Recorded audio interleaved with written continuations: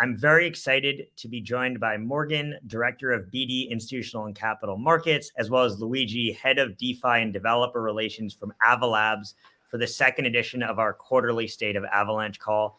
Quick disclaimer before we begin. The information contained in this webinar is for informational purposes only and should not be considered as investment advice. So on the call today, we'll cover several topics around Avalanche, including a quick history and background, and then cover a review of use cases and app launches, platform updates, and partnerships over Q1. We'll wrap the call up looking ahead for the rest of the year around platform updates and other things to look forward to in 2023. And so with that, just now live, Avalanche announced a partnership with T. Rowe Price, Wisdom Tree, Cumberland, and I'm forgetting the other name. Wellington. And what was the other one? Sorry? Wellington. I can't forget Wellington. Tell us about it. That news just broke. Josh, I feel like you're like a reporter, like breaking live. I know. I'm living out a lifelong dream I never knew I had. Yeah, I mean, obviously we're really excited. I think kind of just taking a step back to what was announced last week was the concept of Avalanche evergreen subnets. And so just in a nutshell, evergreens are really kind of types of subnets, which, we can kind of go into in a little bit more detail in terms of what they are. But at a high level, you can kind of consider them as application-specific blockchains that can be customized for a whole host of different types of parameters. And from an evergreen perspective, these subnets are really customized, particularly for institutional blockchain deployments. I'd say over the past year, between Luigi and I, we've had what feels like countless discussions with buy-side firms, with sell-side firms, who are really kind of pursuing various blockchain and digital asset initiatives. And many of those actually live on what we call enterprise blockchains, mostly because those are historically what institutions have gotten comfortable with building on and kind of deploying their respective on-chain use cases in more what they consider secure or controlled environments. But at the same time, what happens in a lot of these cases is that the applications end up living in a vacuum and really fragment liquidity as well as like the user experience. And so with evergreen subnets, what we've been able to do is basically give institutions the best of both public blockchain infrastructure and development and maintain the optionality for interoperability and composability with some of the considerations that have historically driven institutions to build on enterprise blockchains. So some of those things are, embedded KYC and KYB. Other things include EVM compatibility, but ultimately, custom VM environment to the extent that that's relevant, a permission validator set, as well as a custom gas token, and so on and so forth. And so today, to your point, Josh, what we announced was the launch of the Spruce testnet, which is a type of Avalanche evergreen subnet, in partnership with some kind of major financial services institutions, including Wellington, T. Rowe Price, Cumberland, as well as Wisdom Tree. And the purpose of this testnet is really to provide them with a low barrier to entry, low risk, and controlled environment for them to start dipping their toe into what it feels like to be on chain and to use blockchain rails and DeFi applications to really experiment with what does this look like as it relates to legacy kind of capital markets infrastructure, and how can we use this new kind of tech stack integrated with potential institutional workflows and like traditional types of trades and assets. So think like FX trades and interest rate swaps, tokenized deposit swaps, and really starting to quantify potentially the benefits of using that type of technology, again, in this low risk, low barrier to entry way. So there's a lot more to discuss and a lot more to come. But Luigi, I don't know if there's anything that you want to add. But obviously we're really excited, for what I think we'll be driving forward together. No, I don't think too much. I mean, I think this was really a collaborative effort. One Morgan really, pulled the sled on. And, I think one thing that goes without saying is that in this regulatory environment that we're in right now, it's been interesting having conversations with institutions, with respect to crypto, blockchain, and how these technologies can be useful for them. And what we found, I think really something that surprised us, and that there is a willingness. Recently I was at a conference in Lake Como for the Ambrosetti, which is a think tank in Italy. And I was on a panel with Senator Loomis, Norio Rubini, head of the BIS, and many others. And it was really a similar discussion as this, which is how this technology can be used for many things and how we actually label the technology. Like right now, people use DeFi versus CeFi. We think it's more nuanced than that. In particular, we've been using something called on-chain finance or OnFi to describe the use of smart contracts and DeFi-related apps to facilitate traditional finance transactions. Those don't need to be decentralized for those use cases. Doesn't mean that it takes away from the decentralized finance that's in play and that we're focused on as well, building, and pretty much what I spend a lot of my time doing. But there's an alternative path as well to improve financial market infrastructure. The thesis I've long held is that that'll never happen from within. It'll never happen from within banks who have layers and layers of technology built on top of each other, reliant on each other from the 1970s and 60s. It'll have to be built from the outside.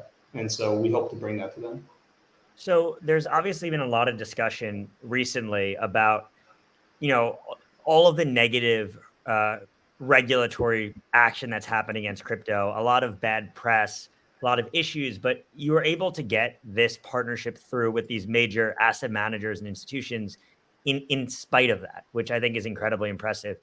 What are you seeing in that regard? Has there been a slowdown in institutional interest, or has there been a slowdown in the ability of these institutions to interact? Like, do they continue to be excited? I mean, clearly they are, given this partnership announcement, but has anything changed? And maybe even though it's changed from a trading perspective, it hasn't necessarily changed from what you kind of spoke to, Luigi, which is more of the use case perspective. Yeah, so I'd say from my perspective, I come from having experience in the traditional financial services space, so I get a lot of the things that Luigi was saying as it relates to kind of working to push things through at some of these companies. And so all that's to say is, in my conversations, I try to approach a lot of these relationships with a realistic set of expectations, right? Knowing kind of the internal governance and stakeholder approvals that a lot of these individuals and teams need to work through. And I've actually been extremely pleasantly surprised with how progressive some of our partners have been in their just mentalities of working to kind of push ahead in their respective initiatives. And so, I think over the past year, we found a cohort of institutions who get it and who've been doing a lot of education internally to their respective stakeholders, to their boards, their executive management teams, and their clients, to say, there's a nuance in this industry, and there's a difference between some of the kind of negativity or things that have been driving the negativity and the revolutionary capabilities and the use cases of the technology itself. And so, in general, these things obviously don't take, it's not like an overnight thing. It doesn't take that a short period of time to kind of get these things through, and it is a process. But all that's to say is, I think over time we've been able to really build trusted advisor relationships to the point where, we've been helping kind of handhold institutions along the way and help, them make business cases internally and help kind of address hurdles to the extent that they come up, to really kind of drive some of these things forward.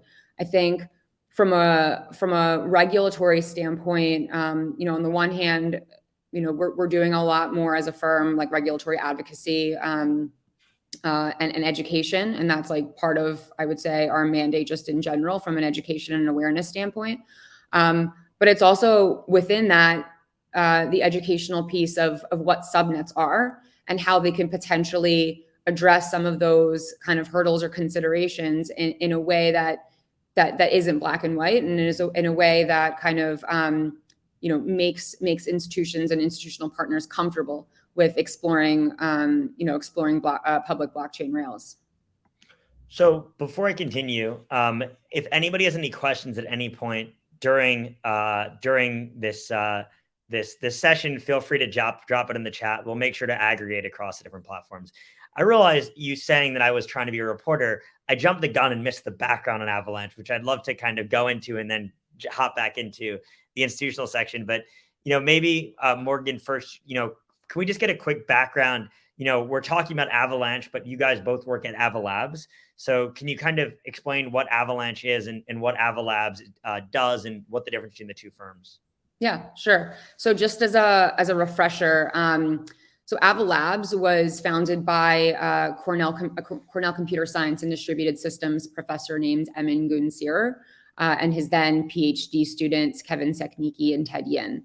So today, Emin is our founder and CEO, and Kevin is our COO, and Ted is our chief protocol architect. And Emin's actually been in the space since like the beginning of cryptocurrencies. He's been in it for a while. When he was at Cornell, him and his team essentially discovered a report published by a pseudonymous author called Team Rocket, and this was in 2018. And then this report ultimately introduced what was called Avalanche consensus, which is the third ever most novel consensus mechanism after classical and Nakamoto. And from there, the group ultimately went on to build out the Avalanche protocol or the platform.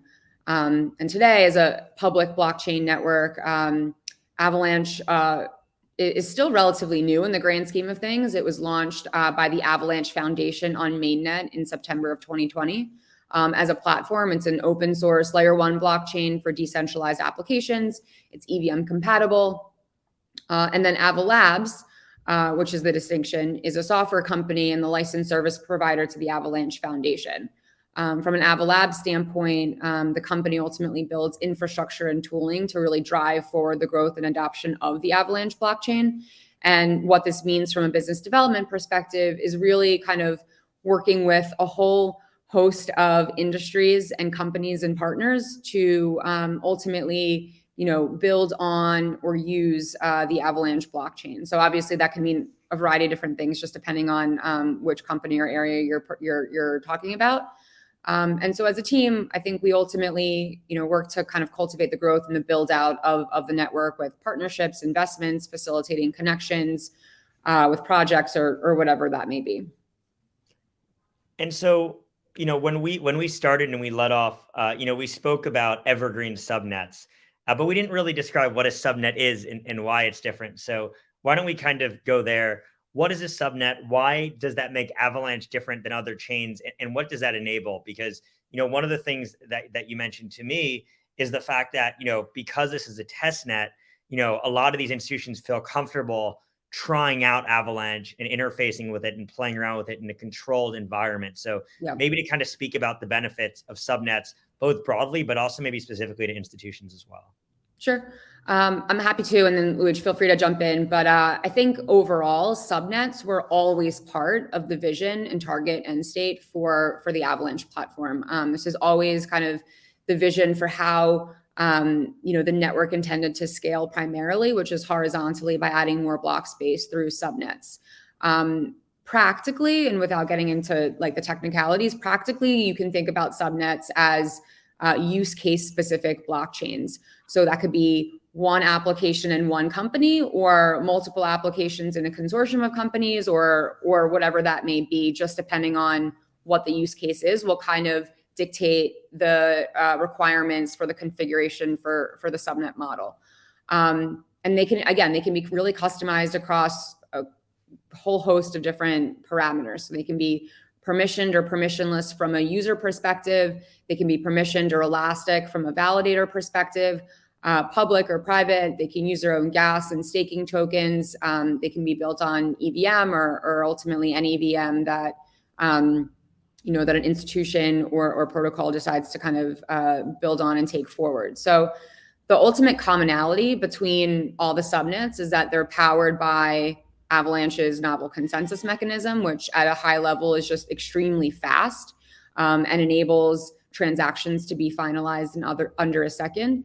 And then the other kind of commonality is that technically subnets are subsets of validators from the primary network. So if you are a validator validating a subnet, you inherently also have to be validating the primary network, which has some really cool kind of technical follow-on benefits that I'm sure, we'll get into down the line. But I think the idea is that ultimately we've always recognized that a single monolithic blockchain model isn't necessarily conducive for every single use case. So for example, like you wouldn't necessarily want a multi-billion-dollar loan transaction between financial institutions getting slowed down because like Taylor Swift is launching her new NFT collection, which I know Luigi would be interested in. But different use cases obviously have different requirements and considerations. And so to that end, subnets really allow, whether you're a gaming company, a financial institution, a government agency, or a DeFi protocol, to really kind of customize your blockchain environment depending on what that use case is. But importantly, and at the same time, maintaining that interoperability and composability with other applications to the extent that, that your use case kind of permits for. So they're extremely malleable, and I think ultimately part of like the underlying L1 network, which I think we're really trying to kind of drive forward from an awareness perspective. But I think last year is really when we started seeing the initial proliferation, and I think going forward we'll continue to see that. Yeah, I think I'd just add a few things. Like Avalanche, I think from the beginning the focus was to digitize the world's assets. In that mission, I think what we really set out to do was 100% laser focused on the idea that people will need their own blockchains and they'll want to customize those blockchains. And so what we can do as a platform provider is make it such that it's as easy as possible, as practical as possible, as customizable as possible to build your own blockchain, whether that be for a specific vertical, for a specific application, for a specific type of game, so to speak. At the end of the day, this is the infrastructure that we are providing. And the announcement today with Spruce is really about that. And what is Spruce at a high level? I mean, it's just, it's really a chain that, enables KYC at the chain level.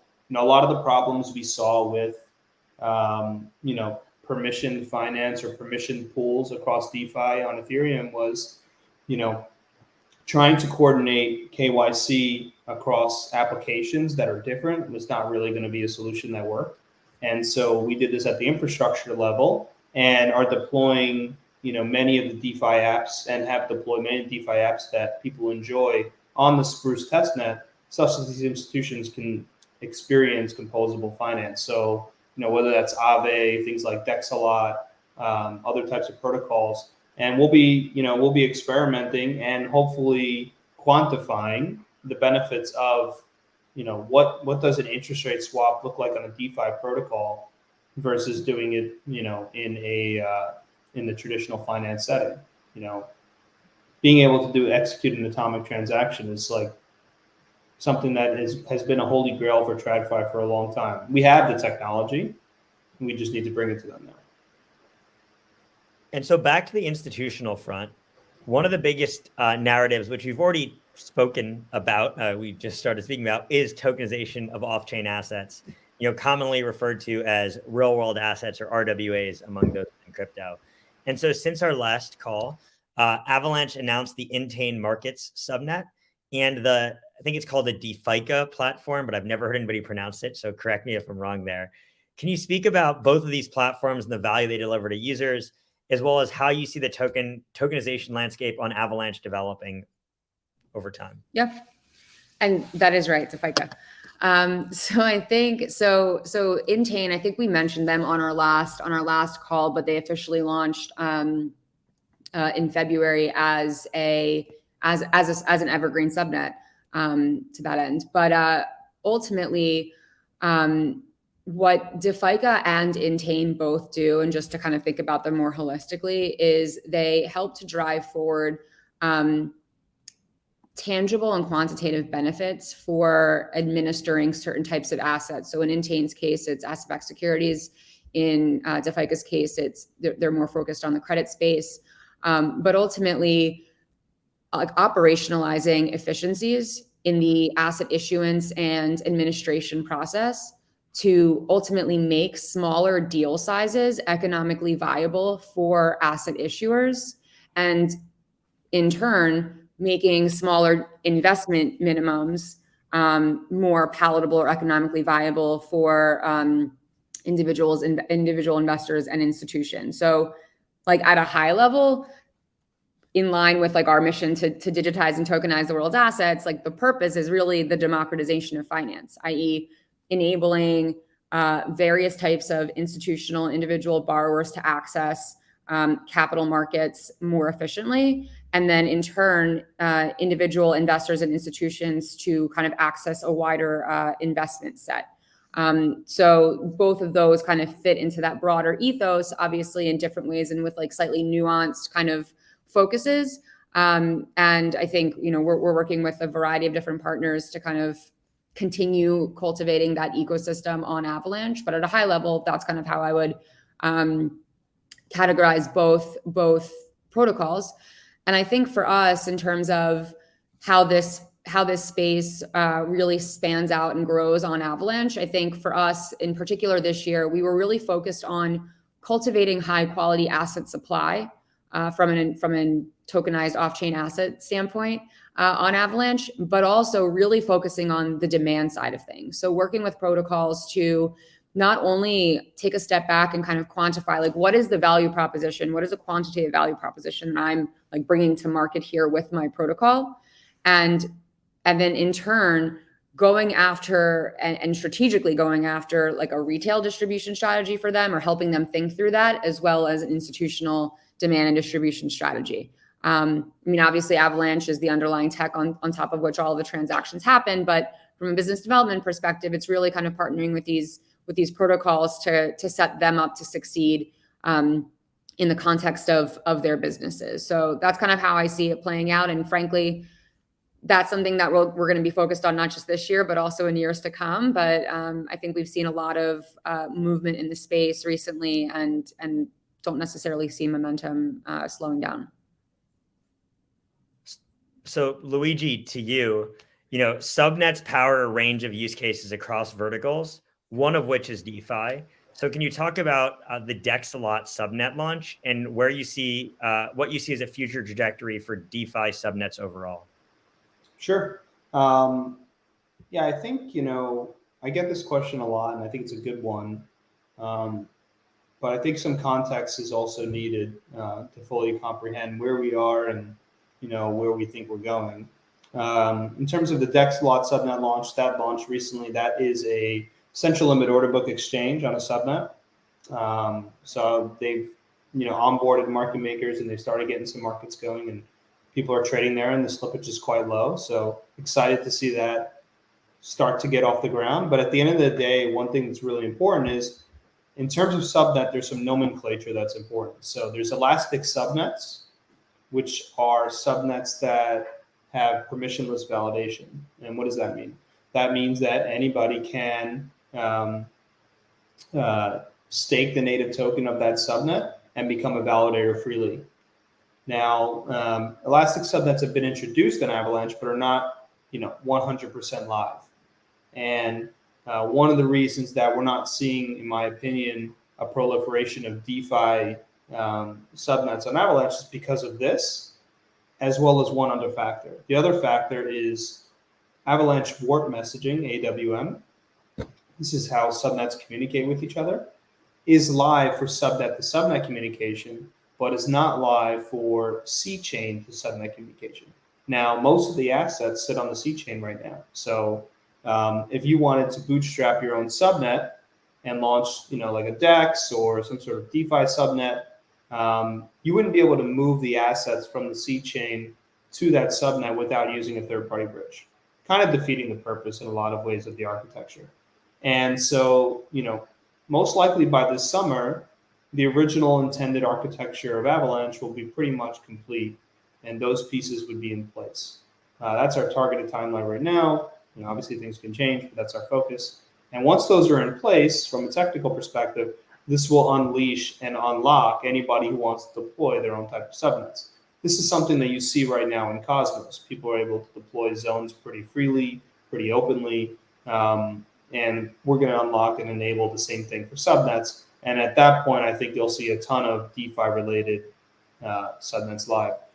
With that said, we do have a number, actually in the process of building, and that I think will be deployed. There'll be at least 2 that I know of that will be deployed. I know there's the Hubble subnet that was launched that'll be deployed soon. That's a perp exchange.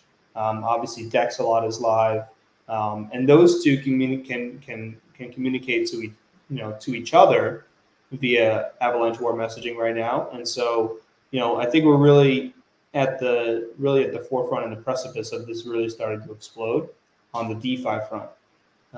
This is less important to other types of verticals like gaming and whatnot. I know we'll get there, but for DeFi specifically, people want permissionless validation. You're on mute, Josh. Kind of shifting gears a little bit there. Thank you, Luigi. We obviously spoke about DeFi and we spoke about institutions, which are both, focused on specifically within your roles. But Avalanche has secured a number of very high profile partnerships, ranging from cloud service providers like Tencent and AWS to gaming organizations like TSM, Gree, and Loco, and even major e-commerce platforms like Shopify. So what are kind of the key takeaways from these announcements? Why is Avalanche focused on those particular areas? And how would you broadly define, the priorities from a business development perspective? What is most important to Avalabs as an organization? Where do you guys kind of focus at this point? Yeah, so it's a great question. I think we've taken a very cautious approach as it relates to very large institutions with ambitions and partnerships on that front. In terms of the ones that we recently announced, we were very excited about these because we feel as though the teams behind them 100% have a very good idea of what they're building, understand the use case, and will actually deliver something to market. These are less hype type of announcements, I guess you could say. So SK, for example, one of the largest companies in Korea, recently announced that I think they're pretty close to deploying their subnet. And that'll really feature a lot of their assets as it relates as a company for loyalty points and different types of things like that. So, I know that the number tapped there was about 30 million people that they have. It would be interesting to see if we can get a portion of that on chain. And the subnet's perfect for this because I know via the conversations we've had with them, a lot of the customizability has been really interesting to them. TSM is a very interesting one I'm incredibly excited about. That team is really thought through, I think, the use case here. And this is obviously more on the gaming front, but the idea there is pretty cool in the sense that they'll be using AVAX as a token for gas. They have intentions of this being an elastic subnet. This will be a subnet that will use many games that people know of, like titles like League of Legends and others that people can use Blitz, which is one of their one of their platforms, to actually get better at the games that they're playing. So it's another loyalty type of endeavor, and we're excited to see that get off the ground. Gunzilla was recently announced. These guys have been building this game for 3 years. So this is not like they're getting started now. They've actually built for 3 years. And that's actually really close to being launched. So I'm really excited. That's a PlayStation, Xbox game that'll have its own subnet. The gameplay is fantastic. I believe Emin, our founder, actually has like some promos in there as a character in the game, which is kind of funny. I thought I was watching a movie when I saw the trailer. It's crazy. So I know Republic Capital, who's friends with both of us, are a big investor in Gunzilla. And they've been showing me on their iPhone the game for the last few years. I know they're ecstatic. Very excited. Yeah. It's awesome. And then there's obviously Shrapnel, which had a really great showing at GDC. They're building a really cool game that should be going live at some point soon. So I think we really, in terms of the partnerships, we didn't spend time and resources on partnerships that'll flame out quickly. I think you've seen that recently. There's been a lot of different partnerships that, were very promising, maybe like third or fourth quarter last year, and have already, closed up shop. I think like the Disney one was announced, Instagram locked it up, and left. So that's kind of how we've thought about these very, larger type partnerships. It's really about demonstrating the subnet technology And we think we do have the obligation of demonstrating that technology to people, and then it'll be quickly adopted, thereafter, especially once the tech's finished, as I mentioned before. So actually would love to speak specifically about gaming, because obviously you went into that with, TSM, Gree, Loco, Gunzilla, Shrapnel. That's a lot of gaming activity going on in Avalanche. So why gaming? Why does crypto make sense for games? And why on Avalanche? Because there are some chains that are specifically focused on gaming, yet these projects are still choosing to build on Avalanche. So why are they making that decision? What does Avalanche bring to the table that's exciting to them? Yeah, great question. In terms of why gaming, I think it's pretty practical, right? The audience, just from like a demographic perspective, makes a lot of sense for crypto. You have a lot of Gen Z type males who are on the computer a lot. Like, it lends itself well to this type of ecosystem. Two, it just makes a lot of sense from a need perspective, right? Like, one of the reasons Vitalik created Ethereum was because he was pissed off about World of Warcraft and his assets, his gold assets being erased, right? So people spend a lot of time and effort on these games and really are at the whim of sort of the game operator in terms of what they actually own, and don't actually own anything. I always go back to the example of Pokemon, which is why I hold my Pikachu PFP. The reason for that is rewind, I don't know, like 25 years or whatever it is. And I remember like sitting in elementary school, my Game Boy, plugging in my Game Boy to somebody else's and playing my Pokemon versus other people.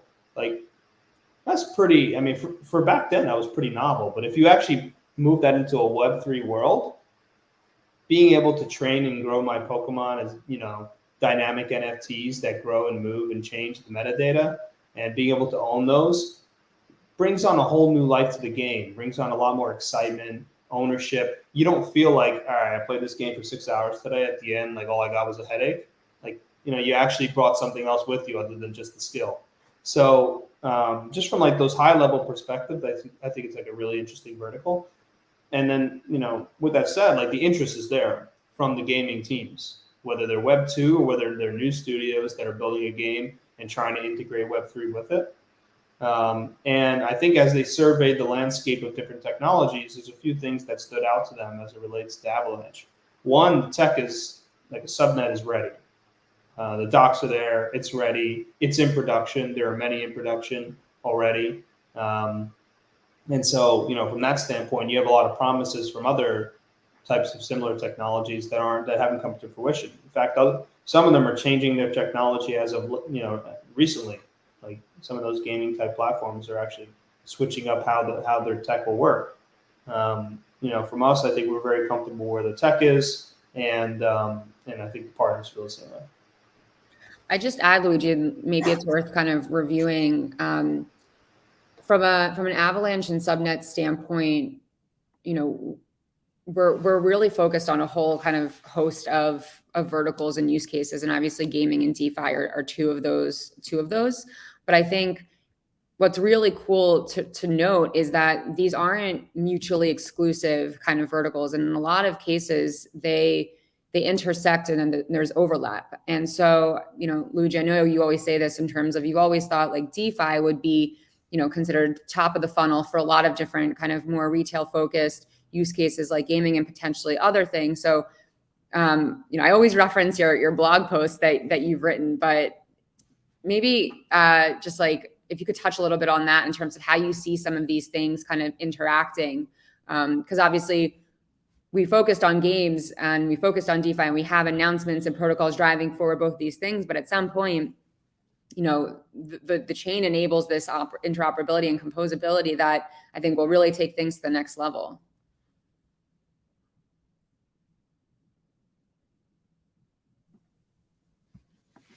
Were you looking for Luigi's response there, or? Yeah, I think it'll be cool to just see, like, if you want to like throw in a few words, Luigi, just like on that. I think that would be just, it's helpful, I think, for people to kind of think through visually what that could look like. Yeah, I think that, when people ask me a lot of times, how I think about the C chain and subnets and things like this, the way I really think about it is, if Avalanche is building this network where everything will interoperate and be able to communicate without requiring any type of third-party bridges, when you have a few subnets with millions of people on it, generally speaking, they're going to be creating some sort of economic activities. And if they're creating economic activity, thus value via fees and just gas consumption. And when they're doing that, they're going to want to leverage products that are on the Avalanche seed chain, especially the DeFi ones. And so, when I think about how those two will eventually marry, and why I think Avalanche is on a decidedly different path than a lot of other networks, is they'll want to leverage, they're going to want to leverage, the lending platforms, the perpetual protocols, all these types of building blocks that enable hedging, collateralizing, whether you consider them, different type of swapping of assets you might want to do via the seed chain directly. So DeFi, from my standpoint, started out as this very niche, in some words, degenerate gambling type of endeavor in order to get and make the products more, I guess, robust. But at that point in time, once that's over and we've kind of played those games, what you're left with is really great tech, and inevitably the ways that people will transact these social tokens, gaming tokens, and these other types of things. So DeFi, I think, will in a lot of ways not be something that people do, but be something that people just interact with. And so moving beyond into cloud partnerships. So what's on the horizon for cloud partnerships? Why is that a priority for Avalabs? I think you guys have focused on that a little bit more than some other chains have. The partnership around with AWS really had a significant impact in terms of attention placed on Avalanche. A lot of people were very interested in that partnership, as well as the Tencent and Alibaba partnerships too. So why do these partnerships matter? Why are you guys focused on cloud? Sure. So I think just to kind of reiterate, I think from an Avalab standpoint, we really want to help to drive the growth and adoption of Avalanche. And so to that end, a major part of that is building and ensuring integrations with key kind of infrastructure providers and tooling to really make it as easy as possible to build on and use the platform. I think just in our discussions with various enterprises and institutions, we found that they, care deeply about things like security and fault tolerance and redundancy. And they've built their entire stacks in these kind of hyperscale clouds and leverage a lot of these third-party tools to ensure that their apps are secure and have constant uptime. And so to that end, I think we've understood these needs and have really worked with partners like AWS to really help provide enterprise-grade, production-ready, blockchain services that are really integrated into the experiences and tooling that a lot of our partners across different industries are already used to kind of using and building with. So again, really speaking to that idea of making it as easy as possible, lowering barriers to entry, and really kind of enabling builders, whether they're individuals or teams or institutions, to come on and try and use the Avalanche blockchain. And so one area that we haven't spoken about yet is NFTs. And Avalanche recently announced the Avalanche initiative supporting emerging digital artists and focus on growing the Avalanche NFT ecosystem. So can you speak a bit more about what that program is, but a little bit more broadly on why NFTs, why do them on Avalanche, and why place a focus in that area? Especially, we've seen the NFT market broadly, not on Avalanche specifically, but broadly has kind of taken a backseat. But it looks like you guys are doubling down with this new initiative. Yeah, the Avalanche program is really an initiative to help foster art on Avalanche. You think through the parallels, the Renaissance was a very good time for rebirth. It was a time for wealth to explore creativity via culture. via art, different ways of thinking through philosophy, etc. For us, the way we think about this is, we have a nice crop of homegrown artists. We also have relationships with potential mentors. And what we'd like to see is the ability, and we'd like to provide a program where artists can, join cohorts with mentors, learn and actually grow on Avalanche, and be able to deliver art in a digital form. We don't feel like we don't feel like NFTs are a sector that, or are an initiative that will dissipate over the long term. It may be that, trading collectibles for millions of dollars, and everybody becoming a millionaire doing this will dissipate, right? And so it's inevitably the same thing with crypto ever since I've been involved in the space. There becomes a ton of hype. People do things that are irrational, and then some people dismiss the actual use case, whereas others pick up the pieces and continue to build from there. We think there will be a place for art, culture on blockchains, and Avalanche is a way of nurturing that in a homegrown way. And I think what the foundation set out to do was to provide a program for them to do that, also to provide a program whereby they can actually have a collection and work with sub DAOs to actually assist in the process of collecting these different NFTs. And I think it'll be interesting to see over time and track that progress. So, I think for us long term, it's really about putting our foot in the ground that we believe that art will have a place on chain, and that this is our initiative in order to kind of accelerate that process. So we've spoken a lot about partnerships. I'd like to pivot and speak about platforms and the Avalanche blockchain itself. And so one of the things that you recently announced was the Hyper SDK launch, the Glacier API launch, and the mainnet Cortina activation. So can you share some insight around these new developments and what they mean? Sure. So Hyper SDK is something that one of our lead engineers, Patrick O'Grady, worked on for a good amount of time. And the idea behind it is simply that what Avalanche provides in terms of subnets is a very generic platform. We're VM agnostic, meaning you could run EVM, you could run a WASM-based VM, Solana VM, Move VM, all these things on a subnet. We're agnostic to that.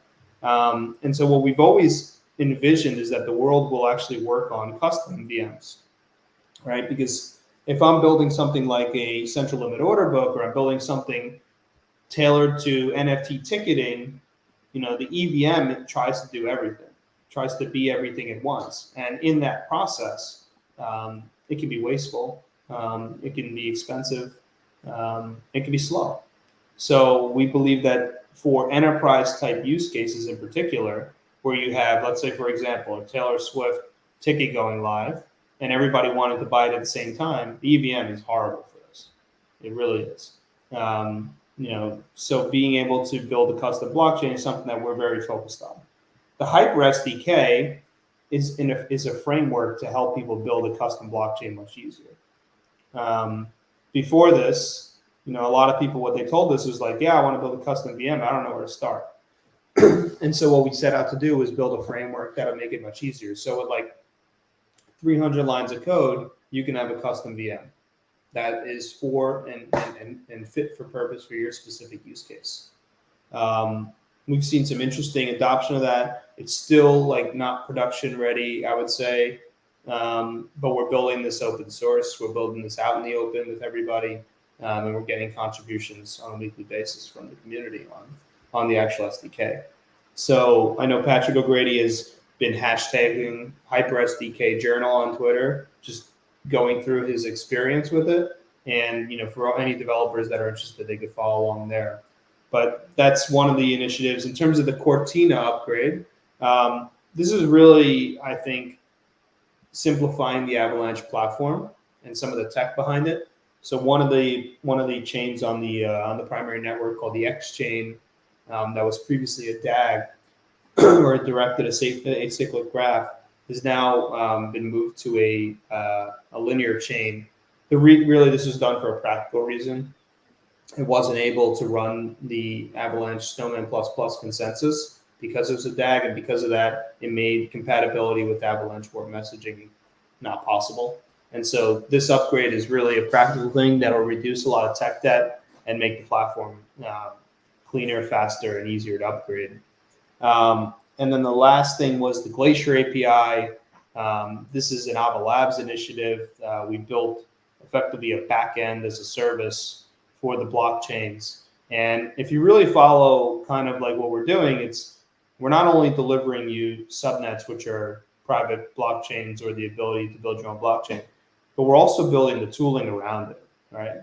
We built the wallet in Core, which, for example, in the TSM subnet, they'll be whitelisting and using that technology for the front end. And what we believe strongly is that if you're going to have this horizontal scaling of blockchains, you're going to want to make sure that the front end of that is really clean and customizable. I don't know how many people tell me like, yeah, I love Cosmos, but using Kepler is brutal. Or, like I can't get around using MetaMask, whatever. Our goal is to also build out the front end of this to make it seamless. So one of the things we did with Core, for example, was release cross-chain signing, meaning you can sign transactions on multiple blockchains without having to switch networks. So this is a simple UX feature. We plan to add a lot more of those and make the UX of subnets as clean as possible. And so one of your responsibilities is attracting developers to build on Avalanche. And obviously developers in a way are the lifeblood of blockchain, right? You need people not just building Avalanche itself, which Avalabs is helping to do, but also building projects on top of Avalanche, building all those subnets. And so how do you go about attracting developers to Avalanche? What is your pitch? And what have you seen as working? Why are people excited to build on Avalanche over other chains? Yeah, I think the pitch is pretty simple. I think we're just building something different than a lot of other people, and most developers understand that. We're giving them a very generic platform if they want to build on subnets, and one that is usable today. And that it's very obvious they have a strong team to interact with, and that's us. In terms of like people wanting to build on EVM based chain, which is the C chain, I kind of alluded to this before, but there is clearly, and I think it's becoming obvious now, becoming a very strong economy of subnets growing around the C chain. As that continues to happen, if you're a DeFi application, for example, and you're not on the C chain, you're not going to get any of that activity, right? And so I think, over time, I've made it clear we're obviously in the lead as it relates to the institutional efforts, which, over time should be very interesting for DeFi protocols and DeFi builders. We're obviously, building this, we have a hub in the C chain, and that's the liquidity hub for the network. And you deploying your application on that potentially has access to things like SK and their 30 million users, Loco and their 5 million users, TSM and their millions, et cetera. So you're going to want to be able to access that. And so from an institutional standpoint and from just a general adoption standpoint, deploying on Avalanche makes a whole lot of sense. It's also something you probably can't afford not to do.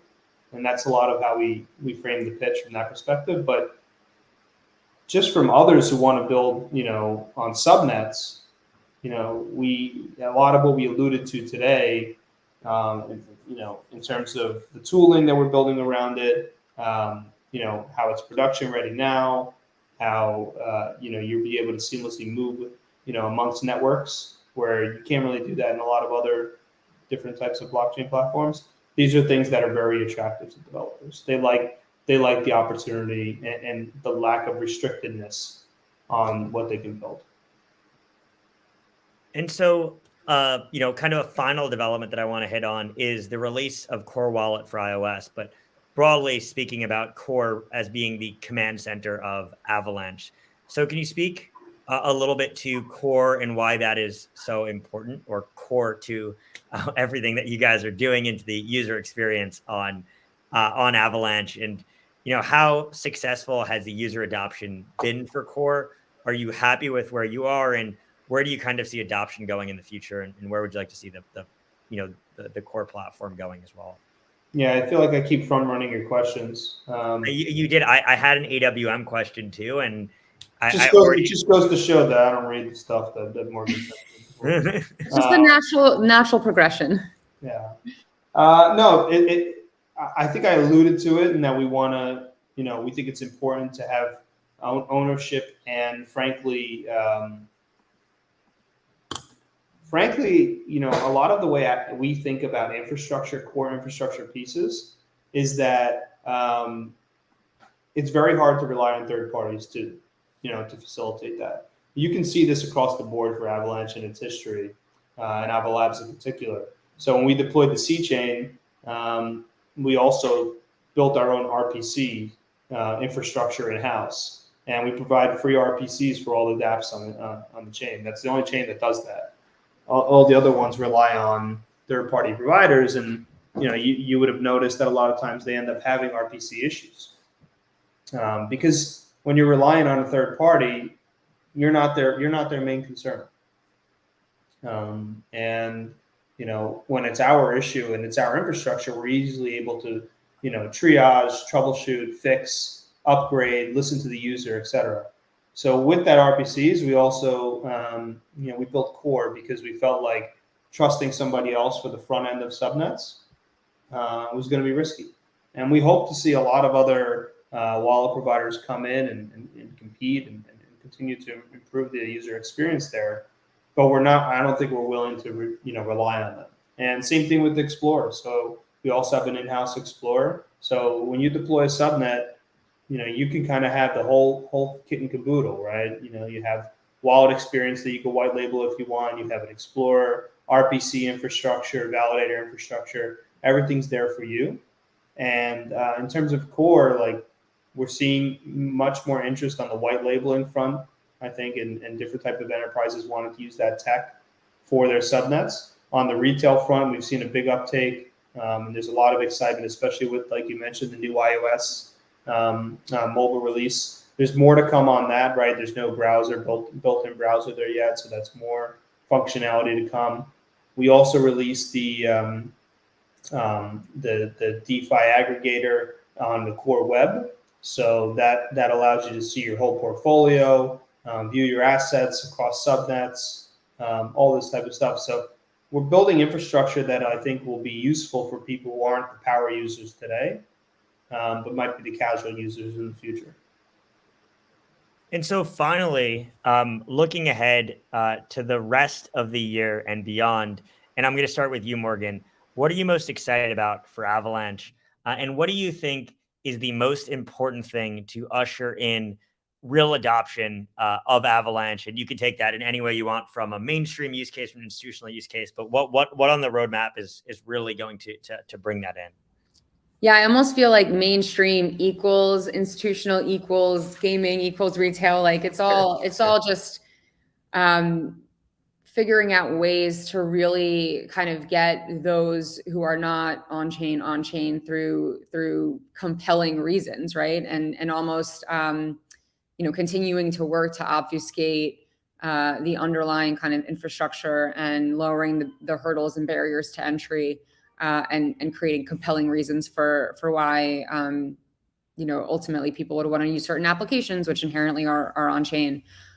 So for me, I'm very excited again about kind of the proliferation of subnets and our institutional partnerships that these things take time, and companies, whether they're banks or asset managers or other non-financial corporates, take a long time to kind of to build things, to get initiatives across the line. And so I think it's been exciting to be able to kind of partner with them and mutually work toward kind of long-term goals. And I think this will continue obviously throughout this year as well as next year and in years to come. So really looking forward to kind of continuing to partner with, in my kind of realm financial institutions, but I'm sure, the others in the BD team are continuing with their respective partners.